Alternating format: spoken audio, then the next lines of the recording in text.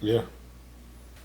Too many CDs lying around. So I finally got around to listening to TLC Crazy Sexy Cool again. Like I said, I've had this album since my mom bought it back in 1994 when it came out, and I've listened to it here and there. I've listened to the hits obviously, but to actually sit down and listen to the entire thing is something that I did recently to share my experience of this album. My favorite songs from TLC Crazy Sexy Cool. All right, Dig It On You.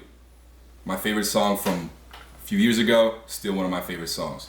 Actually, shout out to everybody who shared their comments on this album and said, hey, did you know that there's an Andre feature on this album? Because I thought I knew everything there was to know about this album, and I didn't even realize that there was an Andre feature on this. So shout out to you for telling me. I went back, listened to track 16, Something Wicked Comes This Way Comes, and Andre is definitely on there.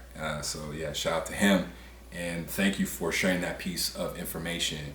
Okay, so my favorite song on this album is If I Was Your Girlfriend.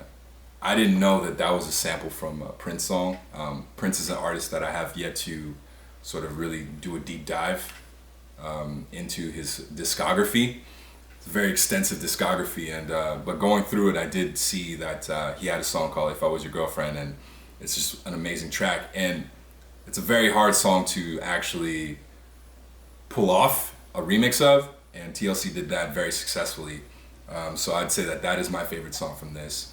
But all in all, I'd say that this is definitely a classic and an inspiration to me and to the Takeout team. Yo, how do you guys feel about this album? Did you even listen to this? Dude, I downloaded the whole album. Nice. Yo, just the album is just dope, man. Like, I could sit here and talk about what my favorite song is, but this album is just dope. From front to back, the interludes, they're funny.